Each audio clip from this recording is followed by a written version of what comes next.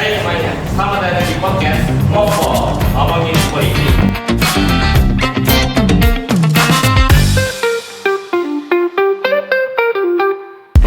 Gue Stefan Ajunisya Dan saya baru berbicara. Di episode kali ini kita bakal ngomongin tentang isu-isu politik yang sedang hangat nih, Pak. Betul, seperti yang semua orang sudah tahu, tahun ini kita sudah melaksanakan pilpres yang dilaksanakan Februari yang lalu, dan juga pilkada yang akan dilaksanakan November tahun ini. Nah, kalau yang gue lihat dari medsos ya, Pak, kalau yang pemilihan umum kemarin itu banyak banget yang dia nggak peduli dan nggak memberikan hak suaranya gitu, Pak.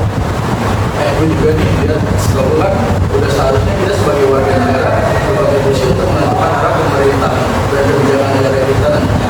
Karena nantinya akan ngaruh ke kehidupan sehari-hari kita juga sih. Setuju tuh, Ben. Harusnya mereka lebih peduli dan sadar dengan pentingnya suara mereka terhadap masa depan mereka dan negara ini juga.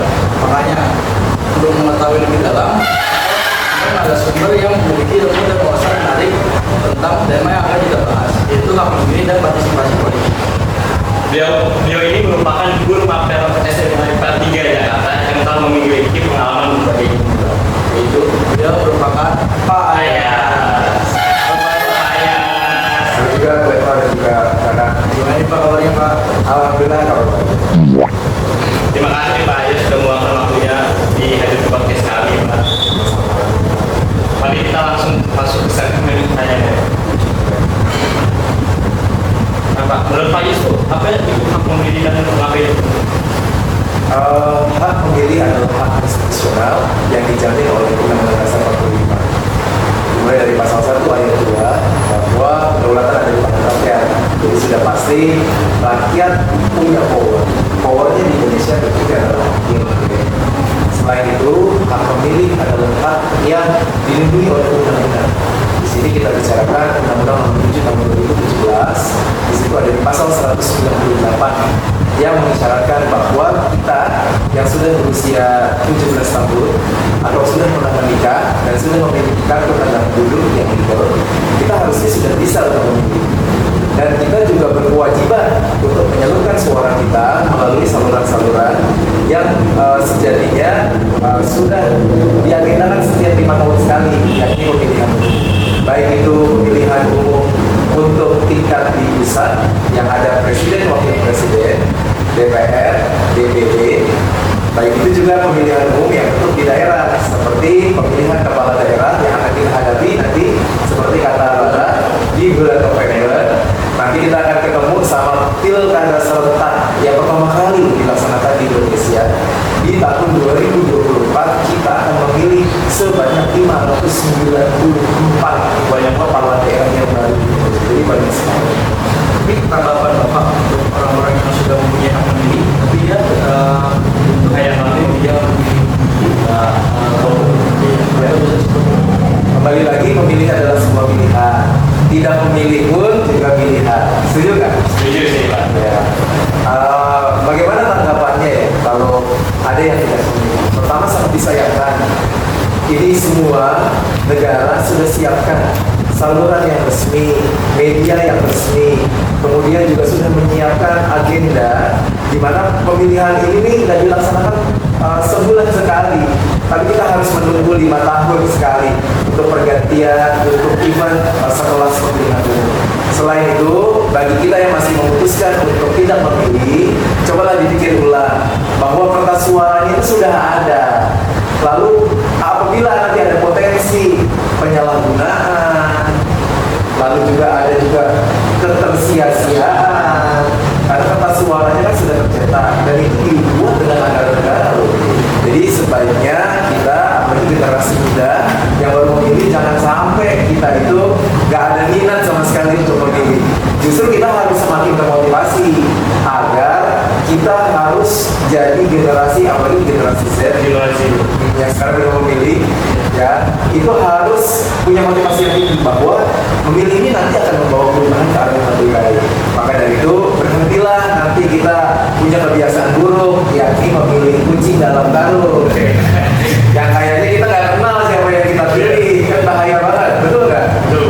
Jadi kalau sejatinya kalau boleh berkirim pesan di dalam podcast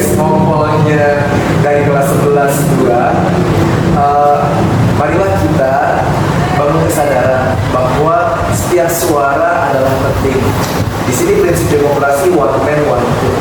Artinya satu orang harus punya satu suara yang disalurkan. Apabila ada ketidakacuhan, ketidakpedulian terhadap politik, apalagi itu orang anak muda, maka sangat disayangkan. Bagaimana nanti kita menangani masalah seperti itu? Bentuk-bentuk partisipasi politik yang bisa dilakukan itu apa itu? Nah, kalau menurut teorinya dari Gabriel Almond, partisipasi politik adalah sebuah segitiga, di mana segitiga yang paling besar adalah apolitikal, adalah partisipasi yang paling rendah. Apolitikal adalah mereka yang tidak mau punya kontribusi sama sekali dalam bidang politik. Contohnya menonton televisi saja, siaran-siaran berita yang ada informasi tentang politik, tentang kebijakan, tentang pembangunan, gimana? Orang-orang apolitik cenderung tidak peduli sama sekali. Di atasnya atau di level yang kedua kita kenal dengan pengamat. Level pengamat di sini mereka sudah punya keinginan untuk mengetahui lebih dalam tentang apa itu politik, apa mengikuti perkembangan berita-berita. Tapi pengamat itu ya sekedar watchers dalam bahasa Inggrisnya. Dia hanya duduk dan menanti.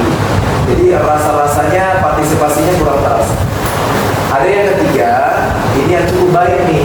Biasanya kita yang lagi semangat-semangatnya berpolitik, kita yang lagi semangat-semangatnya menunggu menanti pemilu, kita bisa dikategorikan sebagai partisipan. Dimana ketika ada kampanye, kita ikutan. Minimal ikut pengen tahu apa sih janjinya, apa sih program kerjanya, apa sih yang sudah dilakukan.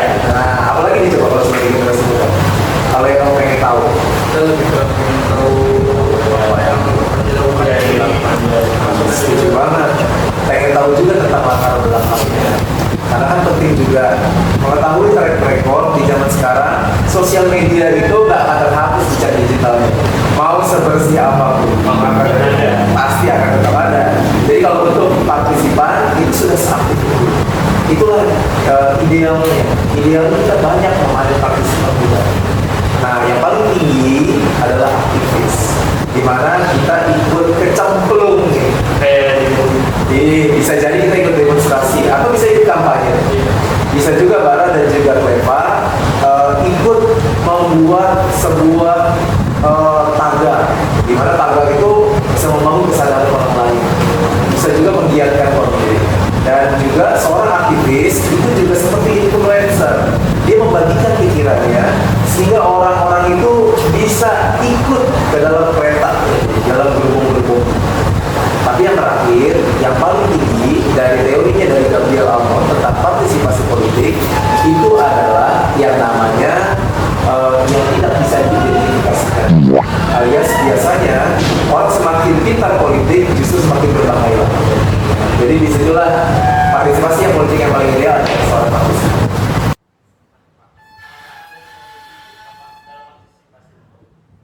Tantangan dan solusi apa dalam partisipasi politik? Yang pertama adalah membangun kesepahaman bahwa politik itu bukannya ranahnya elit saja. Politik itu adalah ranah kita semua untuk membangun negara kita. Politik adalah saluran resmi negara. Ketika kita ingin negara kita maju, kita gerakan dengan memasukkan ide-ide kita di dalam kebijakan pemerintah. Sehingga ya solutifnya generasi muda bisa berkontribusi dalam bidang politik. Jadi itulah beberapa cara kita bisa berpartisipasi dalam politik dan menggunakan hak pilih kita. Ingat ya guys, setiap suara itu penting apa ya? Setuju. Sangat penting. Terima kasih telah mendengarkan podcast kami hari ini. Jangan lupa selalu terlibat dalam menggunakan hak pilih Anda. Terima kasih juga saya. Ya, Sama Cleva, sukses selalu untuk tim dari kelas 11. terima kasih banyak.